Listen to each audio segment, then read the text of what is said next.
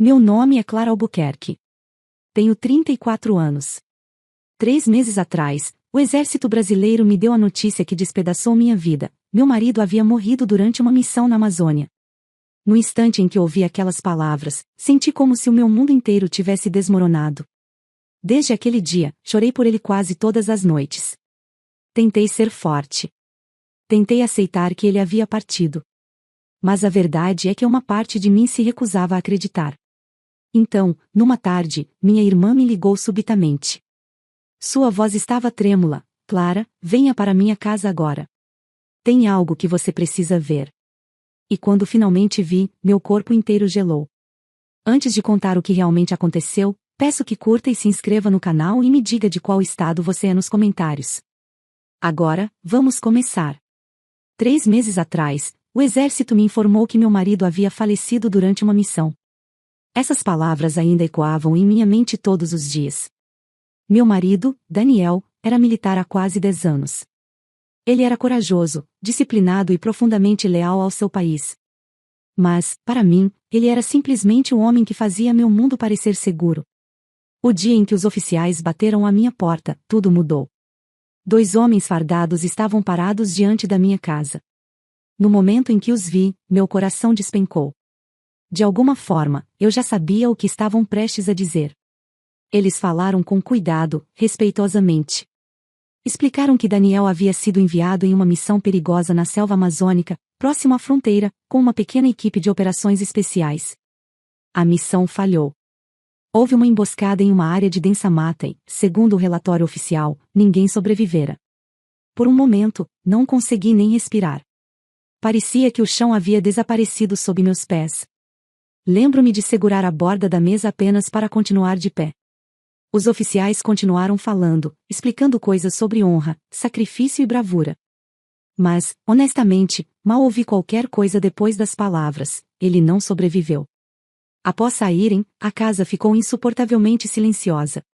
Quieta demais. A jaqueta de Daniel ainda estava pendurada perto da porta. Sua caneca de café ainda estava sobre a bancada da cozinha. Tudo na casa parecia exatamente igual, exceto pelo fato de ele ter partido. As primeiras noites foram as mais difíceis. Mal dormi. Toda vez que fechava os olhos, memórias de Daniel preenchiam minha mente. O jeito que ele ria. O modo como me abraçava antes de partir para o serviço. A forma como sempre prometia, eu vou voltar. Mas desta vez, ele não tinha voltado. Pelo menos, era isso que todos acreditavam. As semanas passaram. Parentes e amigos vieram me consolar. Trouxeram comida, flores e longas conversas sobre o quanto eu precisava ser forte. Mas quando a casa voltava a ficar silenciosa, a solidão retornava. À noite, eu costumava sentar sozinha na sala, encarando fotos antigas de Daniel no meu celular. Às vezes, eu ouvia suas mensagens de voz apenas para escutar seu tom novamente. Algumas noites, eu chorava até o amanhecer. Tentei me convencer de que precisava seguir em frente, que Daniel iria querer que eu fosse forte, mas seguir em frente sem ele parecia impossível. 3 meses passaram dessa forma. Dias lentos e dolorosos que pareciam todos iguais. Então, numa tarde, algo inesperado aconteceu. Eu estava sentada no sofá, bebendo um chá, quando meu celular tocou subitamente. Era minha irmã mais nova, Lívia. Normalmente, Lívia era alegre e falante. Mas no momento em que atendi, notei algo estranho. Sua voz soava tensa, quase nervosa. Clara, ela disse rapidamente. Onde você está agora? Em casa, respondi. Houve uma curta pausa. Então ela disse algo que fez meu coração bater mais rápido. Clara, você pode vir para minha casa agora? Sua voz tremia levemente. Tem algo que preciso te mostrar. Franzi a testa. O que é? Perguntei, mas ela não respondeu diretamente. Apenas venha, ela insistiu. É importante. Algo em seu tom me deixou inquieta. Lívia não era o tipo de pessoa que agia de forma misteriosa. Se algo estivesse errado, ela costumava dizer imediatamente. Mas hoje, ela parecia diferente, séria, quase em choque. Minha mente começou a correr com perguntas. Será que algo havia acontecido com nossos pais?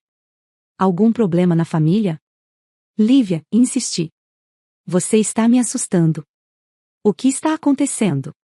Outro silêncio breve. Então ela disse baixinho: não consigo explicar pelo telefone. Você precisa ver por si mesma. Aquelas palavras fizeram um sentimento estranho crescer em meu peito. Uma mistura de confusão e preocupação. Ok, finalmente cedi. Estou indo. A casa dela ficava a apenas 15 minutos da minha, mas o trajeto pareceu muito mais longo. Durante todo o tempo, minha mente tentava adivinhar o que estava acontecendo, mas nada fazia sentido. Quando finalmente parei na garagem da Lívia, notei algo incomum. Ela já estava parada na porta da frente, me esperando. Assim que viu meu carro, caminhou rapidamente em minha direção. Seu rosto estava pálido e seus olhos arregalados de choque. Aquilo, por si só, fez meu coração disparar. O que foi? Perguntei assim que desci do carro. Ela não respondeu imediatamente. Em vez disso, segurou minha mão e gentilmente me puxou para dentro. Apenas entre, ela disse. Caminhamos até a sala. Então, Lívia pegou o celular da mesa. Segurou-o firme por um momento, como se estivesse tentando se preparar. Então, lentamente, virou a tela para mim. Clara, ela disse suavemente, você precisa olhar para isso. E no momento em que meus olhos pousaram na foto em seu celular, meu corpo inteiro gelou. Por alguns segundos, não consegui me mover. Meus olhos ficaram fixos na tela. O homem na foto parecia exatamente com Daniel. O mesmo rosto, os mesmos olhos, até a pequena cicatriz perto da sobrancelha que ele ganhou durante o treinamento militar anos atrás. Minhas mãos começaram a tremer. Isso não pode ser possível, sussurrei. Minha voz parecia fraca e distante. O exército havia me dito que meu marido estava morto. Disseram que ninguém sobreviveu àquela missão, mas o homem na foto era Daniel. Lívia sentou-se ao meu lado, observando minha reação cuidadosamente. Eu sei o que você está pensando, ela disse suavemente. Eu pensei a mesma coisa quando vi. Ela deu um zoom na imagem. A foto mostrava Daniel sentado do lado de fora de uma casa simples de madeira. Atrás dele, via-se uma vegetação densa e o leito de um rio. Ele parecia mais magro do que antes. Sua barba estava crescida e havia bandagens visíveis perto do ombro. Mas era ele. Não havia dúvida em minha mente. Meu coração disparou. Como você achou isso? Perguntei. Um dos meus contatos compartilhou esse post em um grupo de notícias regionais hoje cedo, explicou Lívia. No início, não notei nada, mas quando olhei novamente, o homem me pareceu familiar. Ela fez uma pausa. Então percebi que ele era idêntico ao Daniel. Encarei a tela novamente. Abaixo da foto, havia uma mensagem curta.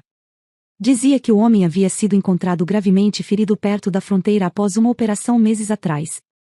Uma família ribeirinha o encontrou, o acolheu e o ajudou a se recuperar com remédios naturais e cuidados básicos. Meu peito apertou. Então, ele sobreviveu? Sussurrei. Lívia assentiu lentamente. É o que parece. Por um momento, não soube o que sentir. Esperança, choque ou medo. Tudo misturado. Se Daniel estava realmente vivo, então os últimos 3 meses de luto pareciam irreais. Mas por que ele não entrou em contato? Perguntei baixinho. Não sei, respondeu Lívia. Talvez ele não tivesse um celular, ou estivesse debilitado demais. Encarei a tela novamente. A página pertencia a um pequeno posto de saúde comunitário próximo a uma cidade remota no Amazonas. O post havia sido publicado há apenas 2 dias, o que significava que Daniel provavelmente estava lá há algum tempo sem que ninguém soubesse. Precisamos entrar em contato com eles, disse de repente. Lívia assentiu. Já tentei enviar uma mensagem mais cedo, ela disse. Você tentou? Fiquei surpresa. Ela me entregou o celular. Olhei. Ela havia enviado uma mensagem perguntando sobre o soldado ferido na foto, mas ainda não havia resposta. Meu coração martelava agora. Digitei rapidamente outra mensagem. Expliquei quem eu era. Contei que Daniel era meu marido e que o exército o havia declarado morto. Então, esperamos. Minutos se passaram. Nenhuma resposta. Tentei ligar para o número listado na página. A linha chamava, mas ninguém atendia. Lívia tentou novamente. Nada. A espera era insuportável. Cada segundo parecia uma hora. E se for realmente ele, sussurrei. E se Daniel estiver vivo em algum lugar e ele achar que eu não sei? Lívia apertou minha mão. Então vamos encontrá-lo, ela disse firmemente. Não vamos parar até saber a verdade. Quase uma hora depois, uma notificação de mensagem apareceu. Ambas congelamos. Lívia abriu rapidamente. A mensagem era do posto de saúde. Dizia, sim, o soldado na foto foi encontrado ferido após uma missão meses atrás. Ele tinha múltiplos ferimentos e estava muito debilitado. Uma família ribeirinha o trouxe para nós para tratamento. Meu coração falhou uma batida. Daniel esteve vivo esse tempo todo. A mensagem continuava, ele agora está estável e se recuperando bem. A família que o ajudou tem cuidado dele durante a recuperação. Lágrimas encheram meus olhos. Por 3 meses, acreditei que meu marido tinha partido para sempre. Mas de alguma forma, ele sobreviveu. Clara, disse Lívia suavemente, isso significa que ele está realmente vivo. Limpei as lágrimas, tentando respirar. Onde exatamente eles estão? Perguntei. O posto de saúde enviou a localização. Era um vilarejo às margens de um grande rio no Amazonas, a horas de distância de avião e barco. Encarei o endereço na tela. Meu coração corria novamente. 3 meses atrás, eu tinha enterrado meu marido na minha memória. Agora, havia uma chance de ele estar vivo. Eu vou para lá, disse com firmeza. Lívia me olhou. Você quer dizer agora? Sim, respondi. Preciso vê-lo com meus próprios olhos. Sem dizer mais nada, Lívia assentiu. Então eu vou com você. Pela primeira vez em meses, senti algo diferente em meu peito. Não luto, não vazio, mas esperança. Porque, em algum lugar daquela terra distante, meu marido poderia estar vivo. E, muito em breve, eu descobriria a verdade. Os 2 dias seguintes pareceram os mais longos da minha vida. Lívia e eu reservamos as passagens mais cedo que conseguimos. Mal dormi naquela noite. Minha mente fervilhava com milhares de pensamentos. E se o homem na foto não fosse realmente o Daniel? E se algo tivesse mudado nele? Meu coração não parava de acelerar. Na manhã seguinte, embarcamos. Durante todo o voo, fiquei olhando pela janela, em silêncio, rezando. Quando o avião finalmente pousou em Manaus, alugamos um carro e depois pegamos um barco até o pequeno vilarejo que o posto de saúde nos indicou. A jornada pelo rio era longa e silenciosa. A mata densa e o rio imenso nos cercavam. Parecia pacífico, quase calmo demais para um lugar conectado a tanta dor. Após quase uma hora de barco, finalmente paramos em frente a uma pequena unidade de saúde. Minhas mãos tremiam novamente. É aqui, disse Lívia suavemente. Por um momento, fiquei sentada ali em silêncio. Meu coração batia tão forte que quase doía. Então, lentamente, abri a porta do barco. Caminhamos até a entrada. Por dentro, o posto parecia simples, porém limpo. Uma enfermeira nos cumprimentou e perguntou nossos nomes. Quando expliquei o motivo da nossa visita, ela assentiu gentilmente. Sim, ela disse. Sabemos sobre sua mensagem.